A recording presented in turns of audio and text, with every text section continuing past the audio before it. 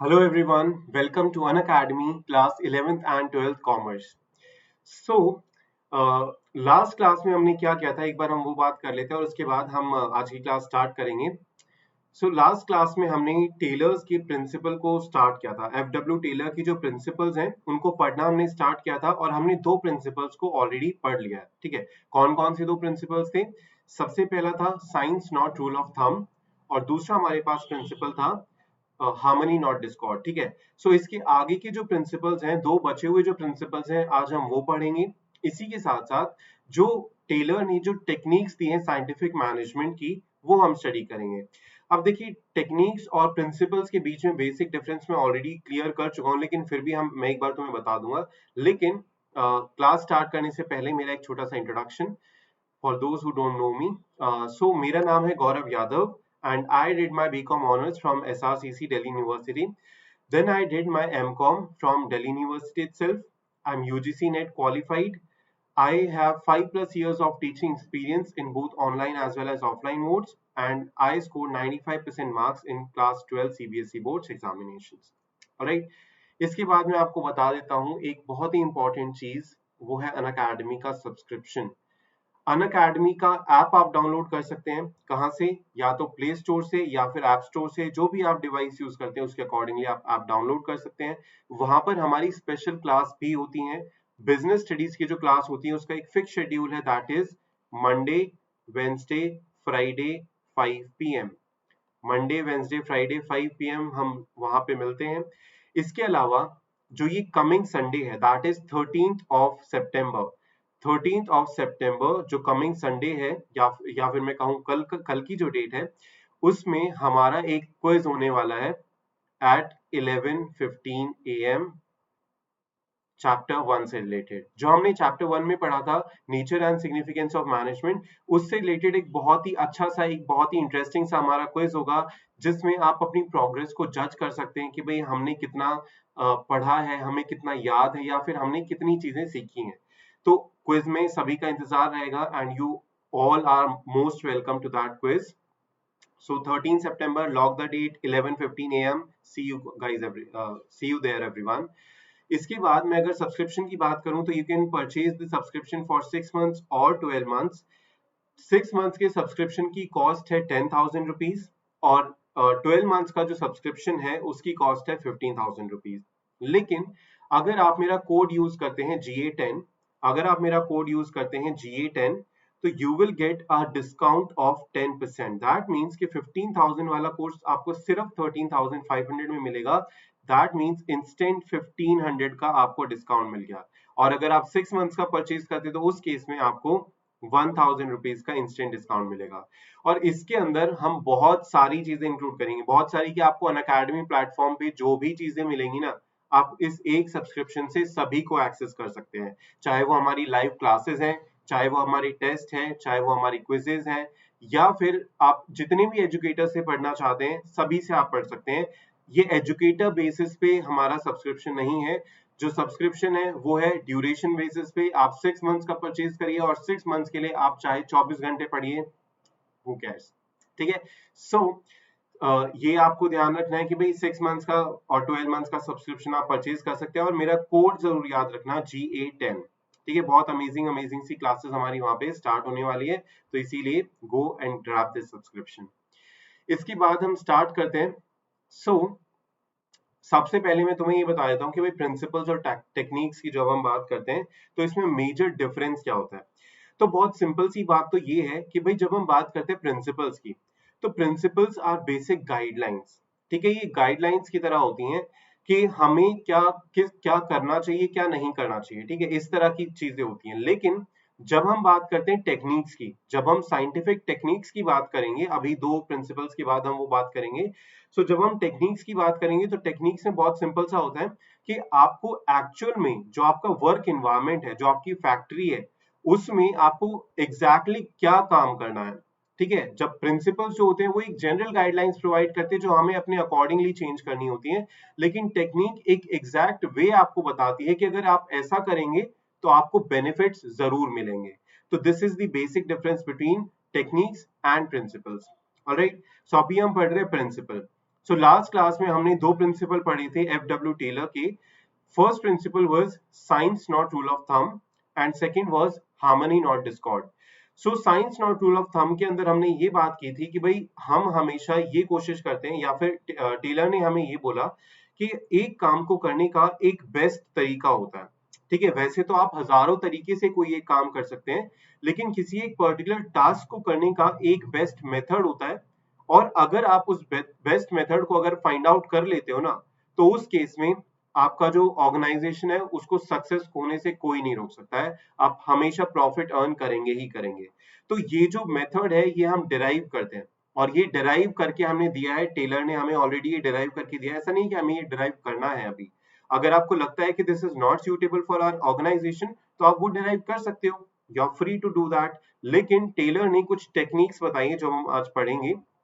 उन टेक्निक्स को अगर आप फॉलो करते हैं तो हम रूल ऑफ थंब को एलिमिनेट कर देंगे थ्रू आउट द ऑर्गेनाइजेशन, और हमारा जो ऑर्गेनाइजेशन होगा वो एक इफेक्टिव ऑर्गेनाइजेशन हो जाएगा. क्लियर है ये बात? इसके बाद नेक्स्ट हमारे पास था harmony not Discord. So harmony not Discord का सिंपल सा मीनिंग ये था कि वर्कर्स और हमारा जो मैनेजमेंट है दो अलग अलग चीजें हैं. क्योंकि जो मैनेजमेंट है वो ऑफिस से रिलेटेड होती है कि ऑफिस के अंदर वो काम करती हैं, पेपर वर्क करती हैं, और जो वर्कर्स होते हैं वो फैक्ट्री के अंदर काम कर रहे हैं. तो जब हम इन दोनों पर्सन्स की बात कर रहे हैं, दोनों पार्टीज की बात कर रहे हैं, तो इन दोनों पार्टीज के बीच में एक हार्मनी होनी चाहिए. हार्मनी मतलब कि इनके बीच में किसी तरह का कोई डिससैटिस्फैक्शन ना हो या फिर डिसएग्रीमेंट ना हो. That is very important.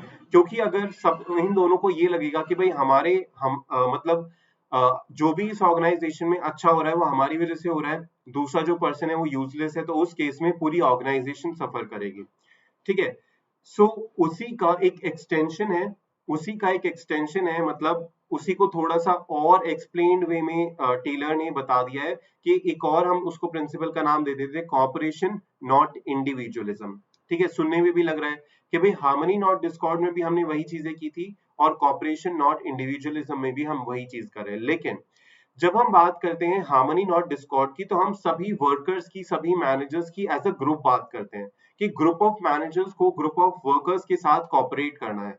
लेकिन जब हम बात करते हैं कॉपरेशन नॉट इंडिविजुअलिज्म की, तो यहाँ पे हम बोलते हैं कि किसी एक पर्टिकुलर पर्सन का जो इंटरेस्ट होता है ना, वो पूरी ऑर्गेनाइजेशन से या फिर जो वर्कर्स है ना उनसे ऊपर नहीं होना चाहिए. हमें हमेशा ये सोचना है कि जब तक हम मिलके काम करते रहेंगे तब तक हमारी ऑर्गेनाइजेशन सक्सेसफुल होगी. जैसे ही हमने मिलके काम करना बंद किया, वैसे ही हमारी जो सक्सेसफुल जो ऑर्गेनाइजेशन है वो फेल हो जाएगी. तो यहाँ पे हमने क्या बोला कि there should be complete cooperation between the labour and the management instead of individualism. कि किसी भी तरह का कोई इंडिविजुअलिज्म नहीं होना चाहिए. हमेशा हमें ये सोचना है कि हम एक ग्रुप है. ठीक है, और ग्रुप का मतलब ये नहीं है कि मैनेजर्स का ग्रुप, वर्कर्स का ग्रुप. हमें पूरी ऑर्गेनाइजेशन की तरह देखना है कि ऑर्गेनाइजेशन एक ग्रुप है जिसके अंदर वर्कर्स भी आते हैं, मैनेजर्स भी आते हैं, और दोनों ही एक दूसरे के लिए बहुत ही ज्यादा इंपॉर्टेंट है. So this principle is an extension of harmony not discord. Competition should be replaced by cooperation. Both should realize that they need each other. So वही बात आ गई कि दोनों को ये समझ लेना बहुत जरूरी है कि दोनों के लिए एक दूसरे बहुत ज्यादा इंपॉर्टेंट है. अगर किसी भी तरह से मैनेजमेंट को ये लगता है कि भाई वी आर मोर इम्पोर्टेंट क्योंकि हम ज्यादा क्वालिफाइड हैं, तो बहुत सिंपल सी बात है, अगर वर्कर्स नहीं होंगे तो वर्कर्स नहीं होंगे तो प्रोडक्शन नहीं होगा, प्रोडक्शन नहीं होगा तो सेल्स नहीं होगी, सेल्स नहीं होगी तो प्रॉफिट नहीं होगा, और प्रॉफिट नहीं होगा तो मैनेजर्स की सैलरी कहां से आएगी. बहुत सिंपल सी बात है. इसी तरह से अगर वर्कर्स ये सोचें कि भाई अगर हम प्रोडक्शन कर रहे हैं तभी ऑर्गेनाइजेशन चल रहा है, तो that is also not correct. क्यों?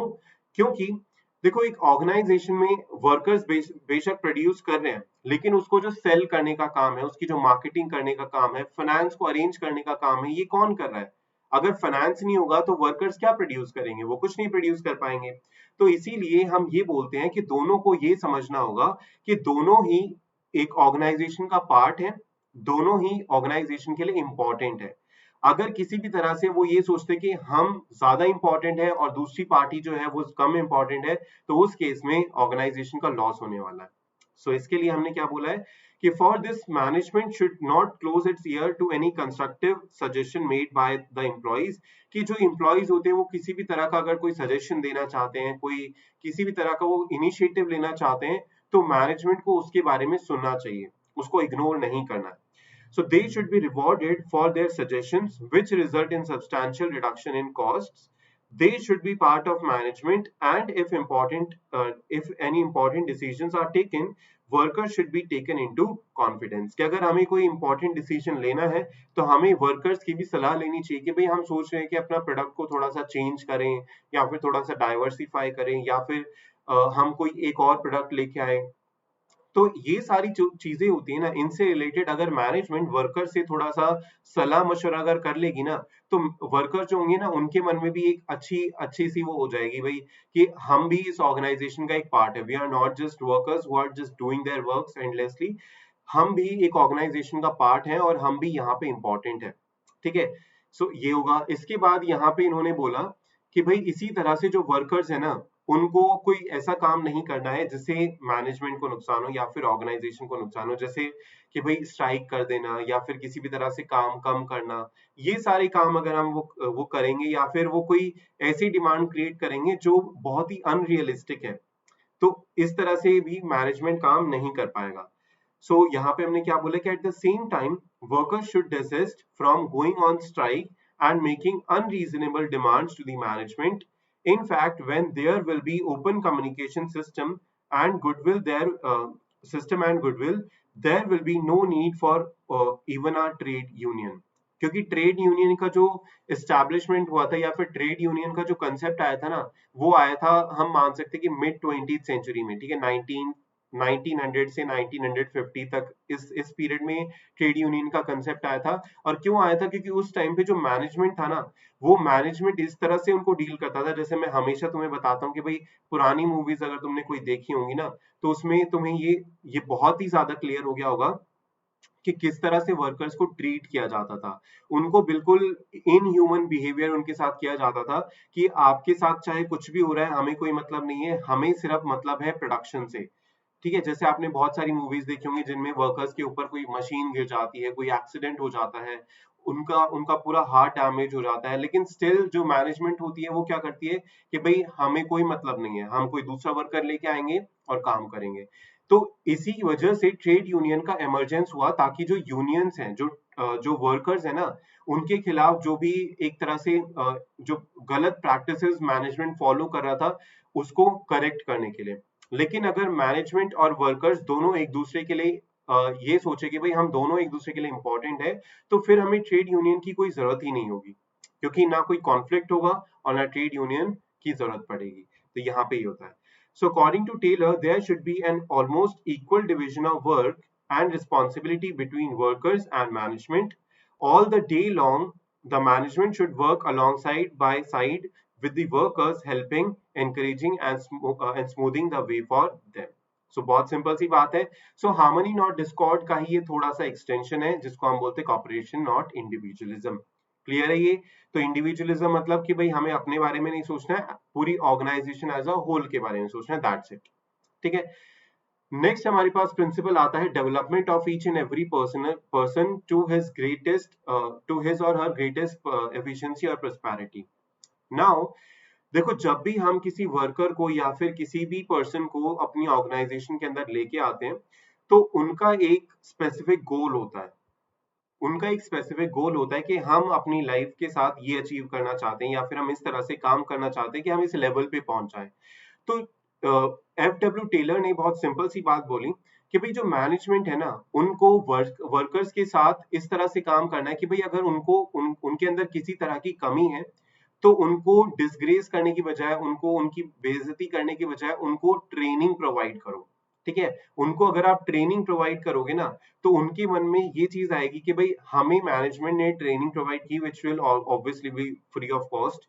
तो फ्री ऑफ कॉस्ट अगर हम उनको ट्रेनिंग प्रोवाइड करेंगे, तो ट्रेनिंग से प्रोडक्शन बढ़ेगा, क्योंकि जो ज्यादा ट्रेन्ड वर्कर होगा उससे प्रोडक्शन बढ़ेगा, और जब प्रोडक्शन इंक्रीज होगा तो डायरेक्ट बेनिफिट किसको मिलेगा? ऑर्गेनाइजेशन को मिलेगा ना, पूरी ऑर्गेनाइजेशन को मिलेगा।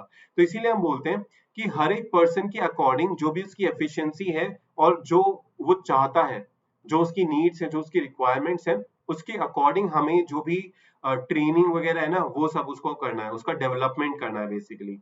ठीक है, बेसिकली बहुत सिंपल टर्म्स में अगर मैं बोलूं, तो बहुत सिंपल टर्म्स में ये है कि जिस स्टेज पे या फिर जिस नॉलेज के साथ कोई वर्कर या कोई एम्प्लॉय एक ऑर्गेनाइजेशन के अंदर आता है, वो उससे ज्यादा नॉलेज के साथ ही कभी बाहर जाए। अगर वो बाहर जाने की कोशिश करता है, अगर चाहता है, कोई ऐसी सर्कमस्टांसेस आती हैं, वैसे तो यही कोशिश रहती है कि भाई कोई वर्कर छोड़ के ना जाए, लेकिन स्टिल अगर कोई वर्कर जाता है तो उस केस में हम यही चाहते हैं कि वो हमारी ऑर्गेनाइजेशन से कुछ सीख के जाए, कुछ लर्न करके जाए। तो ये होता है development of each and every person to his और her greatest efficiency and prosperity. क्योंकि वर्कर्स में जनरली ये होता है कि उनको पता नहीं होता है कि उनकी क्या कैपेबिलिटीज हैं, कि वो क्या क्या कर सकते हैं। तो इसीलिए उनको एक तरह से ये एहसास दिलाना कि भाई आप भी ये काम कर सकते हो। ऐसा नहीं है कि आप अगर आप वर्कर हो तो आप बहुत मोनोटोनस काम करते रहोगे। ठीक है, प्रोडक्शन तो ठीक है, वो अलग चीज है, लेकिन जरूरी नहीं है कि आप हमेशा ही वो मोनोटोनस काम करते रहोगे। आपको थोड़ा सा ग्रोथ भी करना है। आपको जो आपके अंदर की जो कैपेबिलिटीज हैं वो आपको एक तरह से उभार के लानी है बाहर। और इससे किसको फायदा होगा? सभी को फायदा होगा। वर्कर्स को तो फायदा होगा ही होगा, लेकिन इससे साथ साथ मैनेजमेंट को भी फायदा होगा। Alright, so industrial efficiency depend on the large extent on personal competencies. As such, scientific management also stood for worker development. Worker training was essential also to learn the best method developed as a consequence of scientific approach.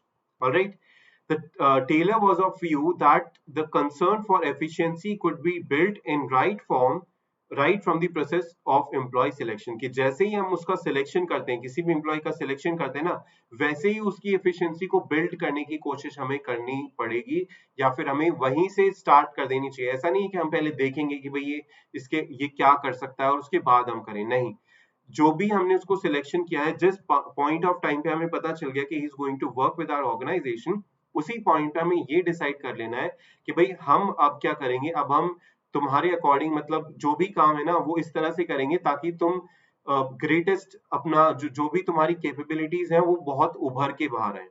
ये यहाँ पे होता है। ठीक है, इसके बाद next is every person should be scientifically selected, then work assign should suit his physical, mental and intellectual capabilities to increase efficiency. They should be given required training. ठीक है, वही बात है कि ट्रेनिंग हमें प्रोवाइड करनी है। Efficient employees would produce more and earn more. This will ensure the greatest efficiency and prosperity for both company and the worker. तो वही बात आ गई कि भाई अगर ट्रेनिंग दोगे आप तो उसकी एफिशिएंसी बढ़ेगी, एफिशिएंसी बढ़ेगी तो प्रोडक्शन बढ़ेगा, प्रोडक्शन बढ़ेगा तो सेल्स बढ़ेंगी, सेल्स बढ़ेंगी तो प्रॉफिट बढ़ेगा, और प्रॉफिट बढ़ेगा तो पूरी ऑर्गेनाइजेशन एज अ होल को फायदा होगा। ठीक है, ये चीज हम यहाँ पे बोलते हैं। ये हो गया क्लियर। अब इसके बाद नेक्स्ट हम बात करते हैं टेक्निक्स की। तो ये तो प्रिंसिपल्स थे, ये तो प्रिंसिपल्स थे कि हमें एक्चुअल में हमारे पास क्या क्या गाइडलाइंस है। अब हम बात करेंगे कि भाई ये जो मतलब ये जो प्रिंसिपल है ना, इनके बेसिस पे हमने क्या क्या टेक्निक्स को डिराइव किया है। ये जितने भी प्रिंसिपल्स हम पढ़ने वाले हैं, सॉरी टेक्निक्स हम पढ़ने वाले हैं ना, ये सभी इन प्रिंसिपल के बेसिस, मतलब ऊपर ही बेस करेगा। और एक चीज ध्यान रखना, जब मैं बात कर रहा हूँ FW Taylor's techniques of scientific management, that doesn't mean कि यहाँ पे फेयोल की जो प्रिंसिपल्स है वो भी एप्लीकेबल होंगे। Fayol is a separate person, उनके प्रिंसिपल्स अलग हैं। FW Taylor is a separate person और उनके प्रिंसिपल्स अलग हैं और टेक्निक्स अलग हैं।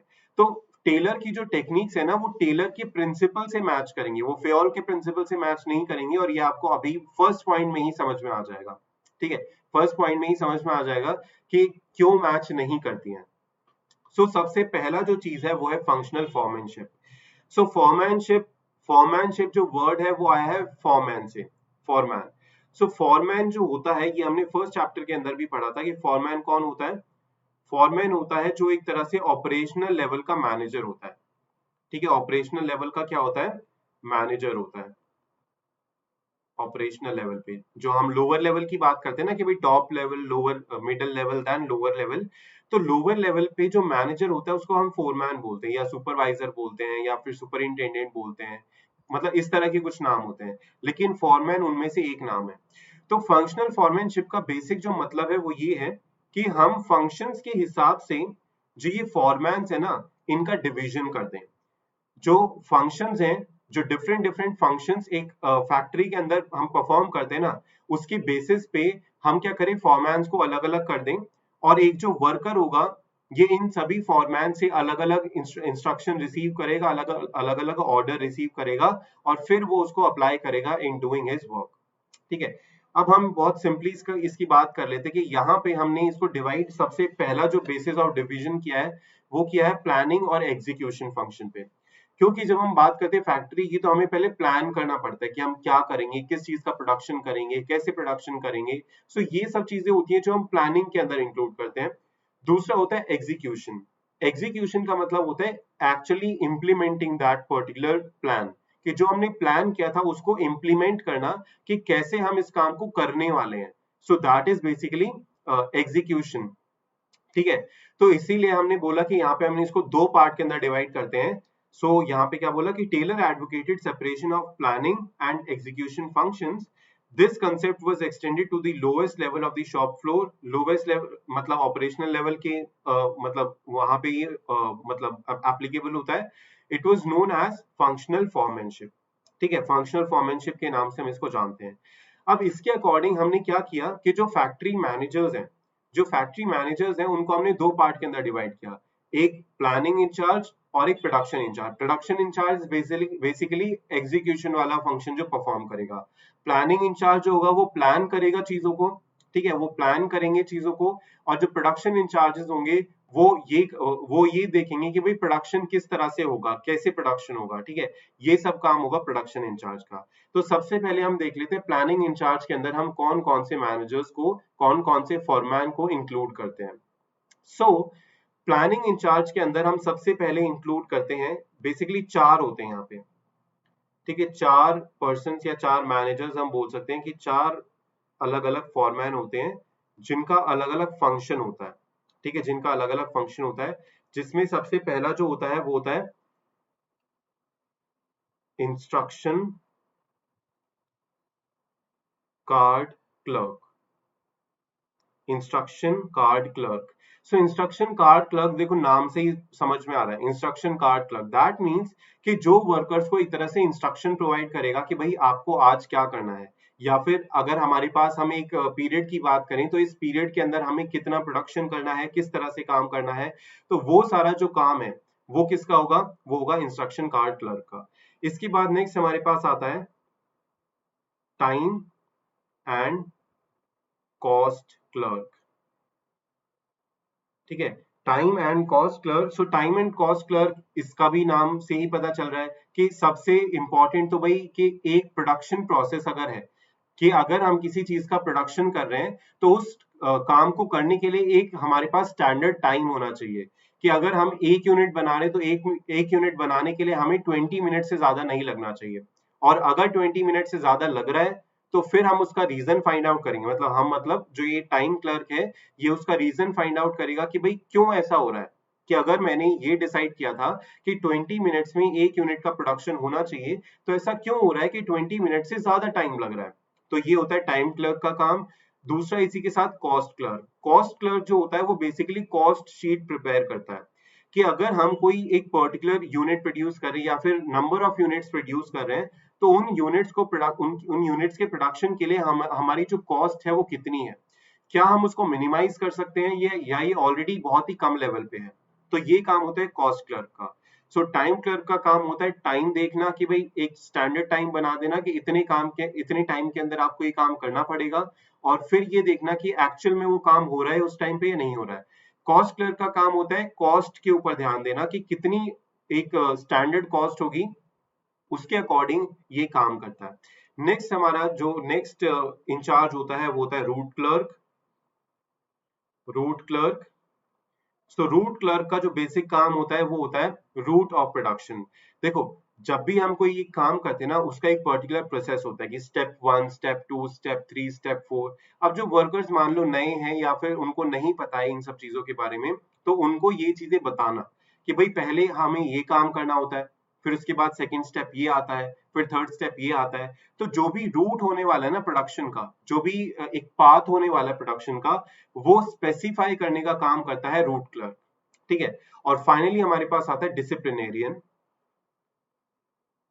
डिसिप्लिनेरियन। सो डिसिप्लिनेरियन का बेसिक मतलब नाम से ही पता चल रहा होगा कि डिसिप्लिनेरियन, तो इसका जो बेसिक काम होता है वो होता है डिसिप्लिन मेंटेन करवाना वर्कर्स के बीच में, कि ऐसा ना हो कि भाई वर्कर्स बैठ के टाइम पास कर रहे हैं, या फिर मतलब कुछ यूनिट्स का प्रोडक्शन करने के बाद फिर वो लंच टाइम के लिए गए और लंच टाइम फिर वो 2 घंटे तक के लिए वापस ही ना आए। तो इस तरह का जो काम होता है, जो डिसिप्लिन होता है वर्कर्स का, कि भाई टाइमली आना, टाइमली काम कंप्लीट करना। अगर आपको ये काम दिया गया था कि भाई आज आपको 20 यूनिट्स का प्रोडक्शन करना है, तो 20 यूनिट्स का प्रोडक्शन उनसे करवाना, ये सारा काम होता है डिसिप्लिनेरियन का। तो बेसिकली जो भी डिसिप्लिन से रिलेटेड जितनी भी चीज होती है ना, जितने भी काम होते हैं, वो सब कौन देखता है? डिसिप्लिनेरियन देखता है, और उनको मेंटेन करवाने का काम भी इसी का होता है। ठीक है। सो ये तो हमारे अंदर ये हो गया प्लानिंग इंचार्ज के अंदर जो भी हमारे अलग अलग मैनेजर्स होते हैं। इसी तरह से प्रोडक्शन जो इंचार्ज होता है, जो प्रोडक्शन इंचार्ज होता है, उसके अंदर भी अगेन हम 4 मैनेजर्स को इंक्लूड करते हैं। तो 4 मैनेजर्स कौन कौन से होंगे? 4 मैनेजर्स इसमें होंगे। सबसे पहला यहाँ पे होगा gang boss, then speed boss, then repair boss, and finally inspector. ठीक है, ये 4 हमारे पास होंगे, gang boss, speed boss, repair boss and inspector. इनका काम भी बहुत सिंपल सा है। गैंग बॉस का जो बेसिक काम होता है ना, वो होता है कि भाई जो भी इक्विपमेंट्स, जो भी मशीनरी, जो भी किसी भी तरह का कोई भी सामान है जो हमें प्रोडक्शन के लिए जरूरी है, be it raw material, be it machinery, be it equipment, be it anything, जो भी हमें प्रोडक्शन करने के लिए, प्रोडक्शन को जो प्रोसेस में हेल्प करने वाला है, जो भी वो चीजें हैं, उनको अरेंज करने का काम किसका होता है? वो होता है गैंग बॉस का काम। कि भाई सारी मशीन्स जो भी हमें चाहिए वो है हमारे पास, जो इक्विपमेंट्स हमें चाहिए वो हमारे पास हैं, जो वर्कर्स हमें चाहिए वो हमारे पास हैं। तो ये सारे जो काम होते हैं ना, ये करता है गैंग बॉस। इसके बाद स्पीड बॉस। स्पीड बॉस का काम सेम वही, कि भाई अगर किसी पर्टिकुलर काम को करने में जो स्टैंडर्ड टाइम है उससे ज्यादा टाइम लग रहा है, तो ये एनालाइज करने का काम करता है कि भाई ये जो डिफरेंस आ रहा है, कि जो हमने प्लान किया था, जो हम एग्जीक्यूट कर रहे हैं, क्योंकि प्लानिंग तो हमने वहां पे की थी, प्लानिंग इंचार्ज के अंडर की थी, लेकिन जो एग्जीक्यूशन का काम है वो प्रोडक्शन इंचार्जेस के अंडर हो रहा है। तो जो भी काम हम कर रहे हैं उनका टाइमली कंप्लीशन करने का काम जो होता है वो किसका होता है? वो स्पीड बॉस का होता है। ठीक है। तो स्पीड बॉस का काम होता है टाइमली कंप्लीशन ऑफ वर्क, या फिर एक तरह से काम कितनी देर में हो रहा है उसके ऊपर ध्यान रखना, नजर रखना। इसके बाद नेक्स्ट आता है रिपेयर बॉस। रिपेयर बॉस का काम होता है कि जो भी हमारे पास मशीन्स हैं, जो भी इक्विपमेंट्स हैं, वो हमेशा प्रोडक्शन करने के लिए तैयार हो। वो हमेशा प्रोडक्शन करने के लिए क्या हो? तैयार हो। कि भाई किसी तरह का अगर डैमेज हो जाता है, देखो रिपेयर बॉस की जब हम बात करते हैं ना, तो गैंग बॉस से इसको कंफ्यूज किया जाता है कि भाई गैंग बॉस का भी यही काम था मशीन से रिलेटेड, रिपेयर बॉस का भी यही काम है। लेकिन इनके बीच में बहुत एक थिन लाइन है, और वो थिन लाइन क्या है? गैंग बॉस का काम होता है भाई ऑर्गेनाइज कर देना कि हमारे पास है सारी चीजें। ठीक है, कि हमारे पास वो सारी चीजें हैं। लेकिन जो रिपेयर बॉस होता है ना, वो ये देखता है कि जो चीजें हमारे पास हैं, क्या वो काम कर रही हैं या नहीं कर रही हैं। अब ये रिपेयर बॉस का जो काम होता है ना, ये कहीं पे भी आ सकता है, काम शुरू होने से पहले, काम शुरू होने के बीच में, और काम शुरू होने के बाद, कभी भी। क्योंकि देखो अगर एक मशीन है, तो मशीन हो सकता है कि हम आज का काम शुरू करने वाले हैं, आज से पहले ही वो खराब हो, तो उसको ठीक करना। अगर काम करते करते वो खराब हो गई, तो भी उसको ठीक करना, वो भी रिपेयर बॉस का काम होता है। और अगर मान लो कि उसके अंदर ऑयलिंग करनी होती है, या फिर किसी भी तरह का कोई भी काम करना होता है कि भाई ये डेली बेसिस पे हमें करना ही है, तो वो भी किसका काम होता है? रिपेयर बॉस का। तो रिपेयर बॉस का काम जो होता है ना, वो पूरी सीरीज में चलता है, कि भाई प्रोडक्शन से पहले भी, प्रोडक्शन के टाइम पे भी, प्रोडक्शन के बाद में भी। जबकि गैंग बॉस का काम सिर्फ इतना होता है कि भाई सारी मशीन्स अवेलेबल हैं या नहीं है, जो उनकी वर्किंग है वो देखते हैं रिपेयर बॉस। तो ये हो गया यहाँ पे। फाइनली हमारे पास आता है inspector. Inspector is very simple, कि जो भी हमने प्रोडक्ट प्रोड्यूस किया है, जो भी प्रोडक्ट हमने प्रोड्यूस किया है, उसकी क्या क्वालिटी है, कि जो हमने स्टैंडर्ड्स बनाए हुए हैं, जो बेंचमार्क हमने बनाए हुए हैं, क्या हमारे प्रोडक्ट्स उन सब चीजों को फॉलो करते हैं या नहीं करते हैं। ये काम होता है इंस्पेक्टर का। ठीक है, ये होता है। फॉर एग्जाम्पल जैसे मैं एक एपिसोड देख रहा था नेट जियो पे, पेप्सिको कंपनी है, पेप्सिको कंपनी का एक को ब्रांड है लेज, सबने सुना होगा लेज के बारे में, तो सबने ही सुना होगा। तो वहां पे क्या हुआ कि एक बार वो लेज का प्रोडक्शन कर रहे थे, और प्रोडक्शन करते करते लाइट में पता नहीं कुछ प्रॉब्लम हो गई, कोई मशीन वगैरह खराब हो गई, तो जो पोटैटो चिप्स थी जो फ्रायर के अंदर थी, वो ऑब्वियसली भाई अगर गरम तेल के अंदर कोई चीजों को तुम ज्यादा देर तक रखोगे तो वो जल जाएगी। तो इंस्पेक्टर ने क्या किया, पहले तो रिपेयर बॉस का काम आया, रिपेयर बॉस का काम आया कि भाई उसको रिपेयर किया जल्दी से, वो रिपेयर किया। उसके बाद इंस्पेक्टर का काम आया कि भाई जो चिप्स उस बैच से हमें मिली थी वो उसने चेक करी कि भाई क्या ये हम इनको मतलब पास कर सकते हैं नहीं कर सकते। तो फिर उसने देखा कि भाई नहीं, ये जल गई हैं ज्यादा, तो हम इसको पास नहीं कर सकते, तो फिर हमने एक अलग बैच दोबारा से प्रोड्यूस किया। तो ये बेसिकली काम होता है रिपेयर बॉस का और इंस्पेक्टर का।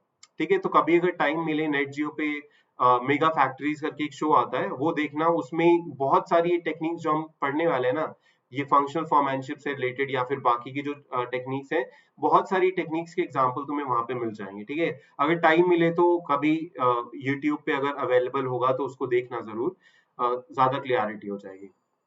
ठीक है, सो आई थिंक ये दोबारा से आ गया प्रोडक्शन इंचार्ज। सो हमने बेसिकली ये एक पूरा स्ट्रक्चर क्रिएट कर दिया। ठीक है, ये पूरा एक स्ट्रक्चर क्रिएट कर दिया कि भाई सबसे ऊपर होगा फैक्ट्री मैनेजर। फैक्ट्री मैनेजर को हमने दो पार्ट के अंदर डिवाइड कर दिया कि एक होगा प्लानिंग इंचार्ज, एक होगा प्रोडक्शन इंचार्ज। प्लानिंग इंचार्ज के अंदर चार लोग होंगे, चार एक तरह से हम बोल सकते हैं फॉरमैन होंगे। वो कौन कौन से होंगे, instruction card clerk, route clerk, time and cost clerk and disciplinarian. इसके बाद जो प्रोडक्शन इंचार्ज है उसके अंदर भी चार हमारे पास फॉरमैन होंगे, speed boss, gang boss, repair boss and inspector. और इन सबको, ये सब जो मिलके काम करेंगे, वो किसको सुनना पड़ेगा, वर्कर को सुनना पड़ेगा। ठीक है, दैट मीन्स कि ये जो सब अलग अलग काम कर रहे हैं ना, फंक्शन के हिसाब से हमने इनको डिवाइड किया था, तो इनका जो ऑर्डर है ये किसको सुनना पड़ेगा, वर्कमैन को, या फिर जो भी हमारा वर्कर है या जो भी लेबर है उसको ये इन सभी 8 लोगों से क्या करना पड़ेगा, इंस्ट्रक्शंस लेने पड़ेंगे। ठीक है, अब यहाँ पे मैं एक क्वेश्चन तुम्हारे लिए छोड़ के जा रहा हूँ आज की क्लास के बाद, कि भाई मुझे ये बताओ कि ये है यहाँ पे टेलर की टेक्निक्स। तो टेलर की टेक्निक्स जो ये फंक्शनल फॉर्मैनशिप हमने पढ़ा, तो ये पर्टिकुलर टेक्निक सिर्फ फंक्शनल फॉर्मैनशिप की मैं बात कर रहा हूँ, ये अगर मैं इसको कंपेयर करूं फेयोल के प्रिंसिपल से, तो कौन सा ऐसा प्रिंसिपल है जिससे ये टेक्निक मैच कर रही है, और कौन सा ऐसा प्रिंसिपल है जिसको ये वॉयलेट कर रही है। समझ रहे बात, कि फंक्शनल फॉर्मैनशिप कौन सा फेयोल का प्रिंसिपल है जिसको मतलब एक तरह से यूज कर रही है, और कौन सा ऐसा प्रिंसिपल है जिसको वायलेट कर रही है। कमेंट करके जरूर बताना, मैं सबके कमेंट देखने वाला हूँ कि किस किसने कमेंट किया है। ठीक है, सो जरूर बताना कि भाई क्या क्या तुम्हें लगता है कि किससे मैच कर रहा है, किससे मैच नहीं कर रहा है, या फिर किसको वायलेट कर रहा है, ये सारी चीजें। ठीक है, सो ये हो गया हमारे पास। इसके बाद नेक्स्ट हमारे पास आता है, एक बार हम इसको देखो यहाँ पे एक बार दोबारा से देख लो ताकि तुम्हें एक बार और क्लियर हो जाए कि वो क्या काम कर रहे हैं। मैंने एक बार फिर से इसको लिख दिया। सो प्लानिंग इंचार्ज के अंडर चार लोग, instruction clerk, route clerk, time and cost clerk, disciplinarian. Instruction clerk का काम होता है to draft instruction for workers, कि जो वर्कर्स हैं उनके लिए इंस्ट्रक्शन ड्राफ्ट करना या फिर इंस्ट्रक्शन उनको प्रोवाइड करना कि आपको कैसे काम करना है। Route clerk to specify route of production, कि क्या स्टेप्स हम फॉलो करेंगे while doing some particular task. इसके बाद time and cost clerk to prepare time and cost sheet, कि कितना टाइम लग रहा है और कितना कॉस्ट इनकर हम कर रहे हैं। इसके बाद फाइनली हमारे पास आता है to ensure discipline. So discipline is basically कि भाई जो भी वर्कर्स हैं वो डिसिप्लिन में रहें, वो किसी तरह से टाइम वेस्ट ना करें, या फिर इस तरह की जो भी एक्टिविटीज के अंदर वो एंगेज हो सकते हैं, वो सब काम वो सब ध्यान रखने का काम होता है डिसिप्लिनेरियन का। ठीक है, इसके बाद नेक्स्ट हमारे पास आता है प्रोडक्शन इंचार्ज। प्रोडक्शन इंचार्ज के अंदर भी हम चार लोगों को इंक्लूड करते हैं। First speed boss, then gang boss, then repair boss, then inspector. Speed boss का काम होता है timely and accurately completion of job, बहुत सिंपल सी बात है। गैंग बॉस का काम होता है to keep machines and tools ready for operation, कि भाई हमारे पास वहां पे वो सारी चीजें हो कि जब भी जैसे ही वर्कर्स आए वो उसके ऊपर मतलब उसको यूज करके काम करना शुरू कर दें, ये काम होता है गैंग बॉस का। इसके बाद नेक्स्ट आता है repair boss, to ensure proper working condition of machines and tools, कि जो भी मशीन्स है वो प्रॉपर वर्किंग कंडीशन में होनी चाहिए। ठीक है, वो प्रॉपर वर्किंग कंडीशन में होनी चाहिए। इसके बाद फाइनली आता है inspector, to check the quality of work, कि जो भी हमने प्रोडक्शन किया है, जो प्रोडक्ट हमने प्रोड्यूस किए हैं, उनकी क्वालिटी कैसी है, इनको चेक करने का काम होता है इंस्पेक्टर का।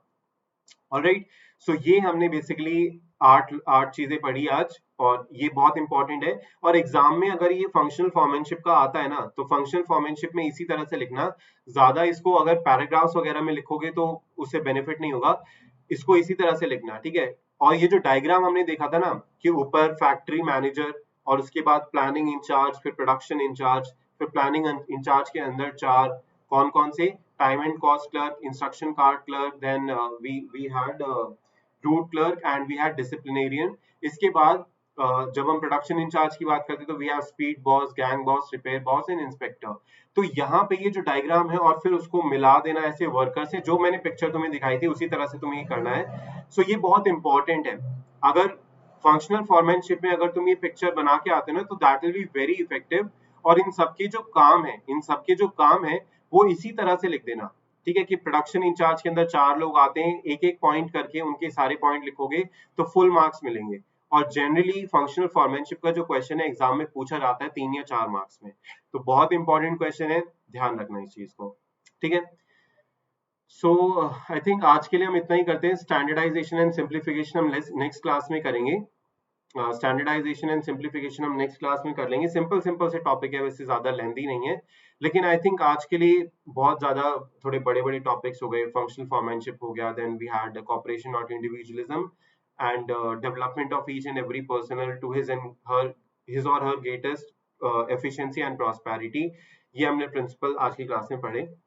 सो फाइनली, अगर किसी ने हमारा टेलीग्राम चैनल ज्वाइन नहीं किया है तो हमारा टेलीग्राम चैनल ज्वाइन कर लो। कैसे ज्वाइन करना है, क्रोम ओपन करो, ब्राउजर ओपन करो और ये जो हमारा लिंक है वो टाइप कर सकते हो, या फिर डिस्क्रिप्शन में तुम्हें लिंक डायरेक्टली मिल जाएगा, उसके ऊपर क्लिक करो और यू कैन ज्वाइन दैट। अब बेनिफिट क्या होगा इससे, नोट्स वहां पे तुम्हें मिल जाएंगे, जो भी क्लासेस में जो भी पीपीटीज वगैरह है वो तुम्हें वहां पे मिल जाएंगी। इसके अलावा जो भी हमारा स्पेशल क्लास का शेड्यूल है वो वहां पे पोस्ट होगा, ये चीज तुम्हें ध्यान रखना है।